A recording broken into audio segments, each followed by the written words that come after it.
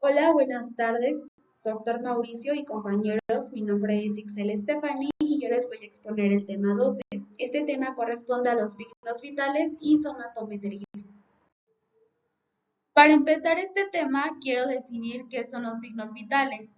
Los signos vitales van a ser las mediciones que realicemos y que nos van a indicar si una persona está viva o está muerta. Pero pues no solo eso, también nos van a indicar la calidad del funcionamiento de nuestros órganos vitales. ¿Cuáles son los órganos vitales? El corazón, el cerebro y los pulmones principalmente. Es decir, es un reflejo del estado fisiológico de ellos. Estos signos vitales están indicados su toma principalmente en el ingreso y el egreso del paciente, en los cambios de funcionalidad, es decir, si está el paciente pasando por una patología, por lo regular se encuentran de manera alterada en los procesos agudos y también según la prescripción médica. Así es, pues nos sirven, como ya sabemos, están como una herramienta básica para el diagnóstico de ciertas enfermedades. Un ejemplo de ellas es la hipertensión arterial. Además, también nos ayudan a detectar a los pacientes pues más enfermos. ¿Quién está más enfermo uno que otro? En sí es un resumen de cómo se encuentra el cuerpo a grandes rasgos. ¿Y cuáles son estos signos vitales?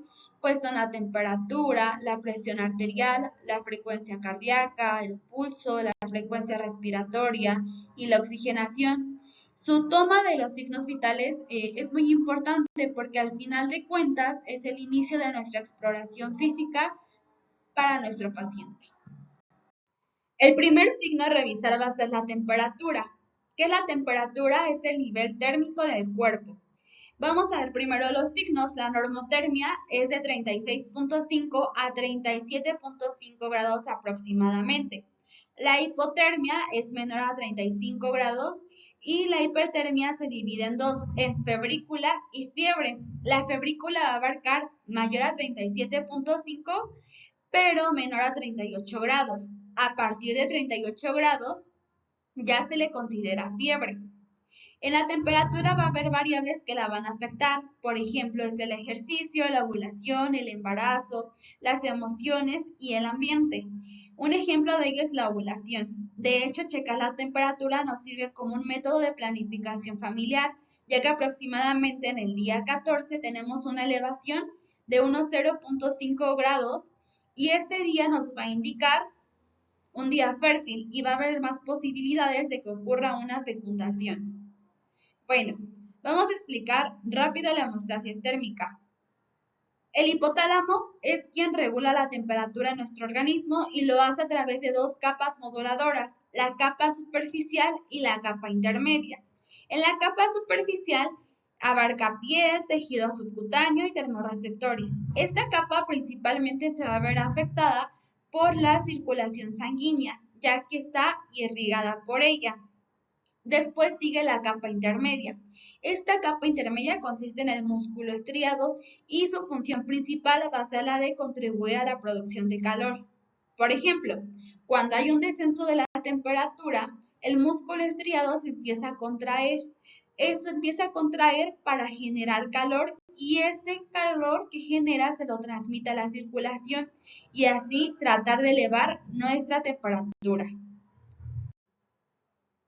Hay distintas formas para medir la temperatura. Las tres ideales y las que más se usan es la temperatura bucal, la rectal y la temperatura axilar. Se recomienda que la medición de la temperatura siempre se haga dentro de una cavidad, ya que se asemeja un poco más a la temperatura real del organismo. Para empezar con la temperatura bucal, esta la podemos realizar con termómetro electrónico o de vidrio. Hay que considerar que al paciente puede consumir líquidos calientes, fríos o que llegar a fumar. Estas acciones pueden llegar a alterar nuestra temperatura. Si esto sucede, debemos esperar de 10 a 15 minutos para volver a hacer una toma correcta. Bueno, la técnica en un termómetro de vidrio, vamos a agitarlo hasta que marque menor a 35 grados. Después vamos a colocar el termómetro debajo de la lengua del paciente y le vamos a pedir que una ambos labios. Vamos a esperar aproximadamente de 3 a 5 minutos. y después vamos a hacer la medición. Esta temperatura es menor que la temperatura central, es más baja que la temperatura rectal, pero es más alta que la temperatura axilar. Posteriormente está la temperatura rectal. Esta temperatura rectal se recomienda en las personas, en los pediátricos menores a 6 años.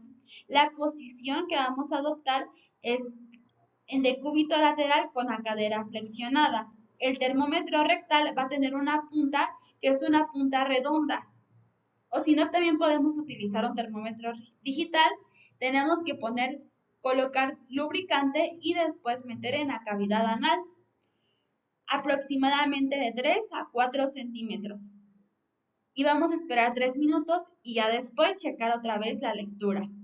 Esta temperatura se dice que es la más ideal para medir. La desventaja que hay es que causa mucha incomodidad en los pacientes. Es de solo 0.3 grados superior a la obtenida en el mismo momento, o sea, a la obtenida en situaciones reales.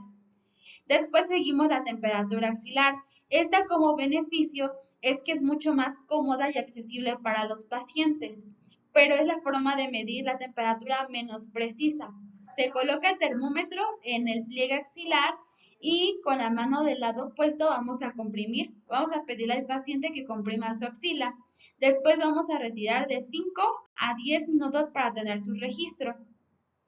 Esta temperatura es de 0.6 grados superior a la obtenida en el mismo momento, es decir, a la real. Tenemos otras formas de medir la temperatura de la membrana timpánica y la temperatura de la arteria temporal. En la de la membrana timpánica la vamos a realizar con termometría infrarroja. Bueno, ambas las vamos a realizar así. En esta medición es importante también y es de gran utilidad ya que tiene la misma irrigación que el hipotálamo, que como ya había mencionado, el hipotálamo era el centro regulador de la temperatura. En esta técnica necesitamos que el conducto auditivo externo se encuentre libre de cerumen, porque si no puede interferir con la técnica de medición. Después vamos a colocar el haz infrarrojo que apunte directamente hacia la membrana timpánica y ya, se realiza la medición. En la temperatura de la arteria temporal, nada más necesitamos colocar el termómetro en el centro de la frente y recorrer con nuestra luz infrarroja detrás del lóbulo auricular. Vamos a registrar las medidas y la más alta es la que vamos a poner en nuestro registro. El siguiente signo a revisar va a ser el pulso y la frecuencia cardíaca. Ambos los vamos a medir de la misma manera porque se supone que son parecidos. El pulso a que se refiere va a ser el número de pulsaciones de una arteria periférica por minuto. Y la frecuencia cardíaca va a medir la cantidad de veces de que el corazón late también por minuto. Pero ¿cómo se genera el pulso? Bueno, al contraerse el ventrículo izquierdo va a impulsar sangre por la aorta, generando una onda expansiva. Gracias a que las arterias, y también la aorta, tienen la capacidad de ser elásticas, se va a provocar un ensanchamiento de ellas y este ensanchamiento debe de ser intermitente y repetitivo. Para lograr esto, vamos a hacerlo a través de dos técnicas. Cualquiera de las dos es correcta. La primera técnica va a ser a través de la palpación de los pulsos. Esto lo vamos a realizar con los dedos intermedios, el índice, el medio y el anular juntos.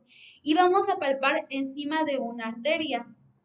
A lo largo, vamos a procurar que el dedo índice esté proximal respecto a nuestro corazón. Después vamos a contar el número de pulsaciones. Esto lo podemos hacer hasta el minuto, pero para reducir el tiempo lo podemos hacer a los 30 segundos y multiplicar por 2 o solamente a los 15 segundos y multiplicar por 4. La otra técnica es hacerla directamente con el estetoscopio y escuchando. Vamos a colocarlo debajo de la tetilla izquierda del paciente, justamente donde es el área precordial, y así vamos a seguir también midiendo y registrar la frecuencia cardíaca durante un minuto, el número de latidos. También podemos utilizarlo 15 segundos por 4 o 30 segundos por 2. Para palpar el pulso, primero necesitamos saber su localización. En el cuerpo hay distintos pulsos medibles, que son los siguientes. El primero va a ser el temporal superficial. Este se encuentra justo por delante del trago, bajo el arco cigomático, que es este. Después tenemos al pulso carotidio. Esto está sobre la arteria carótida, está en la parte media del borde anterior del músculo esternocleidomastoideo. Por aquí, el humeral y el radial. El humeral va a estar en el borde interno del músculo bíceps, que es este, y el radial va a ser sobre la arteria radial, pero va a estar aproximadamente medio centímetro adentro de la apófisis estiloides del radio. Este pulso, el radial, es el más fácil para palpar y el que se recomienda tomar la pulsación por minuto. Después vamos a tener otros pulsos. El femoral, este va a estar debajo del ligamento inguinal, siguiendo una bisectriz del triángulo de Scarpa, que es este. Después tenemos al popliteo. Este va a estar detrás de la articulación de la rodilla, en la bisectriz también del rombo popliteo. Es este. Después tenemos al tibial posterior. Este va a estar inferior y posterior al malleolo interno de la articulación del tobillo. Y por último vamos a tener el pedio. Va a estar en la parte media del ángulo formado por los tendones extensores del primer y segundo dedo del pie. Hay algunas personas que se les nota mucho el pulso y hay otras que es más difícil encontrárselo. Esto también por la cantidad de tejido adiposo que tengan. Incluso a unas personas se les llega a ver su pulso. El recomendable para todo es el pulso radial porque es de fácil acceso, cómodo para el paciente y cómodo para nosotros. Al palpar el pulso debemos de checar ciertas características, la frecuencia, el ritmo, la amplitud y la tensión. La frecuencia, que es la frecuencia cardíaca, es el número de ondas expansivas palpadas sobre la arteria. Estas medidas son aproximadamente una media de lo que debe tener una persona según su edad. Por ejemplo, en un recién nacido es aproximadamente de 140 pulsaciones, en niño de 2 años 110 pulsaciones, de 6 años menos de 100 pulsaciones, escolares 90 pulsaciones, 15 años 80 pulsaciones y un adulto de 60 a 100 pulsaciones. ¿Cuándo se considera taquicardia y cuándo bradicardia? La taquicardia se considera cuando hay cifras por encima de las normales para la edad que le corresponda. En cambio, la bradicardia es todo lo contrario, pues son cifras por debajo de las normales según su edad. Por ejemplo, en un adulto, si tenemos una cifra de 50, nos está indicando un episodio de bradicardia. Si tenemos una cifra de 120, nos está indicando una taquicardia. Otra característica que debemos de sentir es el ritmo, si el pulso es rítmico o es arrítmico. Esto debemos de comprobarlo, no solamente debemos de quedarnos con la palpación, sino comprobarlo con el estetoscopio, pues podemos detectar una arritmia en el corazón. También debemos de checar la amplitud, que depende principalmente de la presión arterial y del grado de elasticidad de las arterias en la sístole y en la diástole.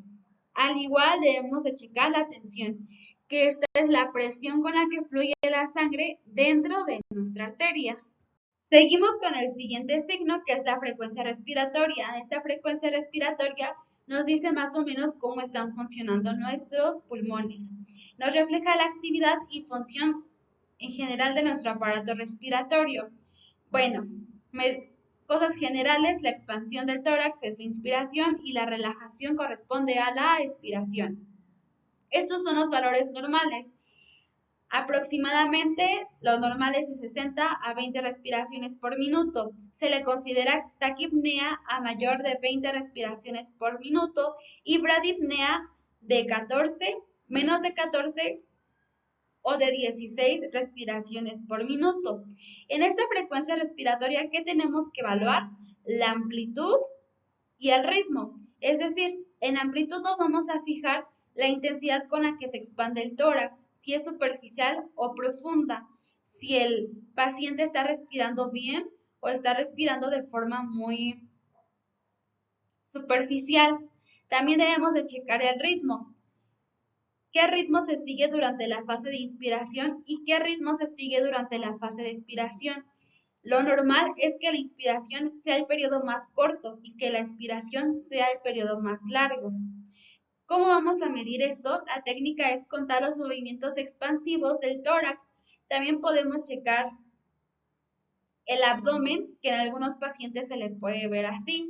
Durante 15, 30 o 60 segundos, como anteriormente lo habíamos dicho. 15 multiplicado por 4, 30 multiplicado por 2 o 60 segundos.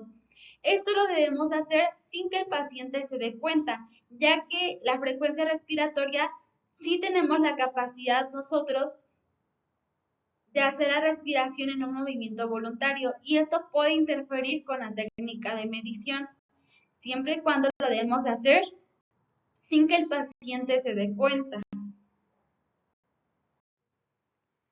El otro signo a revisar va a ser la presión arterial, que va a ser la fuerza ejercida por las paredes arteriales a medida de que se contrae y se relaja el ventrículo izquierdo. Esta presión va a contar de dos etapas que va a ser la sístole y la diástole. La sístole nos indica cuando el corazón está bombeando la sangre y va a ser nuestra presión máxima. La diástole nos va a indicar cuando el corazón se está llenando de sangre. Esta presión va a ser la mínima. Para realizar estas medidas se necesita tenemos dos instrumentos, el baumanómetro anaeroide manual y el baumanómetro electrónico. Este es más fácil de usar, el electrónico, pero no tiene mediciones exactas. Siempre se recomienda utilizar más un baumanómetro anaeroide. Los valores son los siguientes. Se considera que lo normal es de menos de 120/80. Una hipotensión, es decir, abajo de lo normal, es menos de 90/60. Una presión elevada se considera arriba de 120/80 y va aumentando el nivel posteriormente conforme sigan los parámetros hasta llegar a una crisis hipertensiva. La crisis hipertensiva va aproximadamente de 180/120 y eso es urgencias. Para medir la presión lo tenemos que realizar con una técnica correcta, ya que es de suma importancia estos valores. ¿Cómo es la técnica? Esta es la técnica larga. El paciente debe de estar en reposo sin haber consumido café o sustancias que estimulen a su sistema en la última hora o al menos en media hora. El paciente no debe de estar agitado, debe de estar con la vejiga vacía, es decir, que no tenga ganas de ir al baño y debe de estar lo más tranquilo posible. Debe de estar sentado con la espalda bien apoyada, las piernas separadas, no deben de estar cruzadas y vamos a elevar el brazo izquierdo apoyándolo en una base para que el paciente no realice ninguna fuerza. Después vamos a colocar el manguito a la altura del corazón, 1 o 2 centímetros aproximadamente encima del pliegue del codo. Este tubo va a ir en dirección a la arteria humeral o braquial. Ahora vamos a palpar nuestro pulso, generalmente es el braquial, y lo vamos a insuflar hasta donde desaparece. Después vamos a agregarle 20 miligramos de mercurio más y después desinflar paulatinamente. Ahora con nuestro estetoscopio vamos a colocarlo por encima de nuestra arteria y vamos a insuflar a la medida anteriormente, ya con la que le sumamos, y después vamos a desinflar despacio. Al desinflar despacio vamos a escuchar los ruidos de Korokov. Estos ruidos nos indica el primero, nos va a indicar la sístole y el quinto la diástole. El quinto es cuando se deja de escuchar. Es importante que en esta técnica no se realice por encima de la ropa del paciente. Siempre se le pide al paciente que se descubra porque esto puede alterar nuestra medición. El último signo a revisar va a ser la saturación del oxígeno, que la saturación del oxígeno va a ser la capacidad total de hemoglobina que está ocupada por oxígeno. Y lo vamos a hacer a través de oximetría del pulso. a través de un oxímetro. El oxímetro es este. Es un dispositivo pequeño en forma de pinza. Aquí se ve que realiza la lectura a través de rayos de luz. La técnica, ¿cómo vamos a realizar? Vamos a colocar este dedo en la mano o pie del paciente. Si es que no tiene disponible uno de los dos, lo podemos utilizar también en el lóbulo de la oreja. Es importante que el paciente no tenga esmalte o tenga uñas acrílicas porque si no, no se va a poder realizar una lectura de forma correcta. Solo vamos a colocar el oxímetro, prenderlo y después realizar la lectura. Este oxímetro en todas las veces se acompaña no solo con oxigenación, sino también con la frecuencia cardíaca. Después vamos a checar pues los valores. Lo normal es que estemos oxigenando de 95 a 100%. Una hipoxia leve, es decir, no estamos saturando de manera correcta, es de 91 a 94%. Una hipoxia moderada va a ser de 86 a 90% y una hipoxia severa va a ser menos de 86%. Por lo regular, los pacientes que ya manejan estas cifras, se requiere que utilicen oxígeno para tener un buen funcionamiento en su organismo. Lo siguiente a revisar va a ser las medidas antropométricas. ¿Qué es la antropometría? Son una serie de técnicas y procedimientos en las que vamos a realizar mediciones en todo el organismo. ¿Para qué vamos a realizar estas mediciones? Pues nos pueden servir para ver si hay un buen crecimiento o para ver el estado nutricional de las personas.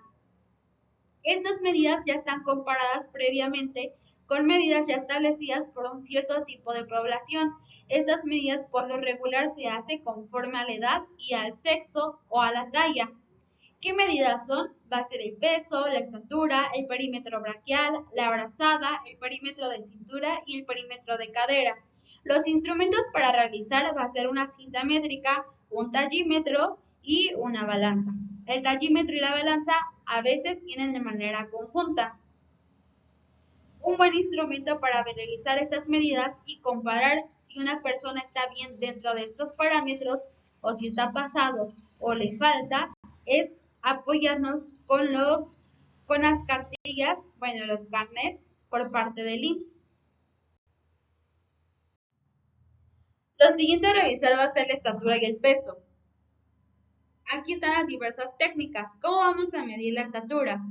Bueno, la persona debe de estar descalza para que no interfiera, debe colocar los talones juntos sobre la superficie plana o la báscula, la espalda debe de estar apoyada con la regla métrica y sobre la cabeza con una escuadra o con una superficie plana debemos de medir. En el tallímetro ya viene la estructura con la que medimos y solo ajustamos la medida correcta. Para la técnica del peso, la medición se debe de realizar sin zapatos ni prendas que agreguen un peso extra a lo normal. Es deseable que el paciente esté casi desnudo, con la menor cantidad de prendas posibles y con la vejiga vacía. Se debe de colocar el paciente en el centro de la báscula, mantenerse inmóvil durante la medición y tener las piernas rectas y no flexionadas. Ahora vamos a interpretar el peso corporal. ¿Qué se le considera peso habitual, peso ideal teórico y el peso actual? El peso habitual va a ser el que el individuo ha mantenido por un tiempo, por ejemplo, de 2 a 6 meses previos. Un ejemplo, si el paciente te dice, ya adulto, yo siempre he manejado estos pesos, no sube y no baja. Ese es un peso habitual que el paciente maneja.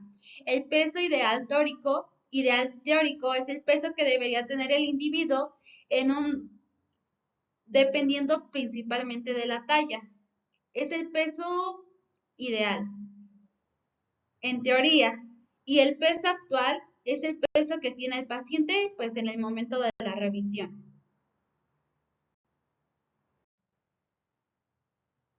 Otras medidas que también nos sirven para achicar el estado nutricional del paciente principalmente va a ser el perímetro braquial y la medida brazada, también la medida cintura-cadera. ¿Cómo se mide el perímetro braquial? El paciente debe de estar con hombros relajados. Primero vamos a medir con la cinta métrica desde un punto medio entre la distancia entre el acromion y la punta del holocranión. que es aproximadamente aquí. En el punto medio, ahora vamos a medir bien el perímetro braquial. En la medida de la brazada se utiliza cuando a la persona no se le podemos checar su talla, su estatura de manera convencional. En esta vamos a pedirle al paciente que extienda su brazo y se le mide desde el hueco del esternón aproximadamente hasta la punta del dedo medio. Este resultado lo vamos a multiplicar por 2 o bien medir de punta a punta de dedo medio con los dos brazos extendidos. La otra medida es la medida de cintura-cadera. Esta medida la vamos a hacer la cintura aproximadamente arriba de las crestas ilíacas, que va a ser más o menos por arriba del ombligo. Y la cadera va a ser a la mitad del glúteo aproximadamente. El índice, esta medida también del índice de cintura-cadera, que va a ser circunferencia de cintura entre circunferencia de cadera, también nos da resultados y más o menos nos indica el estado nutricional del paciente, si tiene un riesgo bajo, moderado o alto. Y pues los parámetros van conforme sea mujer o sea hombre. El índice más importante para saber el estado nutricional de nuestro paciente es el IMC, el índice de masa corporal. Este va a ser un indicador para diagnosticar nuestro estado nutricional de acuerdo con la talla del paciente. Y pues sobre todo nos va a ayudar a identificar ciertas patologías como desnutrición, sobrepeso y obesidad. Aquí están las medidas aproximadamente y cómo se saca es muy sencillo. Vamos a dividir el peso en kilogramos entre la estatura en metros cuadrados. La otra medición que nos sirve para saber el estado nutricional es el área de superficie corporal. Esta área nos va a hacer un cálculo de la superficie estimada en el cuerpo y es un indicador metabólico de nuestro cuerpo. Principalmente este índice es más exacto, por lo tanto se utiliza para dosificar algunos fármacos que tienen especial restricciones, por ejemplo antineoplásicos, o para prescribir a niños pediátricos, en la mayoría. Aquí están algunas fórmulas, de todos modos les envío una calculadora en la que nos permite hacer la medición de manera exacta y pues sin tanto rollo. Por último, vamos a revisar a la somatometría pediátrica. ¿Esto para qué nos sirve? Para ver si el pediátrico está creciendo de forma adecuada o está presentando alguna anomalía. El peso lo vamos a poder realizar con distintos instrumentos dependiendo de la edad y del tamaño del paciente. Por ejemplo, tenemos la balanza pediátrica. Esta va a ser para lactantes menores de 2 años y que pesen menos de 15 kilogramos. La balanza de resorte, que va a ser tipo reloj, y esta balanza va a ser principalmente para niños menores de 5 años y con un peso menor a 25 kilogramos. Y la balanza de plataforma, que es la que utilizamos para medir también a los adultos. La talla la vamos a utilizar con un tallímetro o bien con un infantómetro.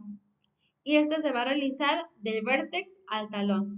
Otra medida también importante en la somatometría pediátrica es el perímetro cefálico. Este perímetro cefálico vamos a colocar nuestra cinta métrica a lo largo de la cabeza del niño. Va a pasar arriba de las orejas en la región supraciliar como se muestra aquí en imagen.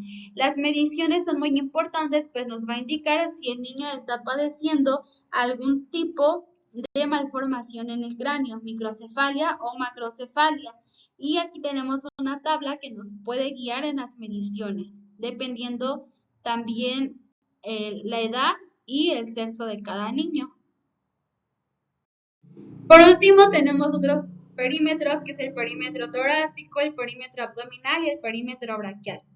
Principalmente nos va a servir para monitorear el crecimiento de tejido adiposo en nuestro niño. En el torácico vamos a utilizarlos con la cinta métrica colocada colocada por encima de los botones mamarios, quedando perpendicular al tronco. Al final de la expiración debemos hacer la medición. En los neonatos se considera que un perímetro torácico menor a 29 centímetros es de alto riesgo. Aquí está la imagen. Ahí. Aquí está la imagen de cómo se debe realizar la técnica. El perímetro abdominal se va a colocar por encima del ombligo y nos va a permitir definir la distribución de grasa en partes del cuerpo. El último es perímetro braquial, también para ver la distribución de grasa, y esta es una medida complementaria. Esta medida también se realiza en programas nutricionales. La técnica es la misma con la que medimos anteriormente. Y sería todo. Estas son mis referencias bibliográficas y cualquier duda que tengan me pueden mandar mensaje y con gusto se las contesto. Muchas gracias.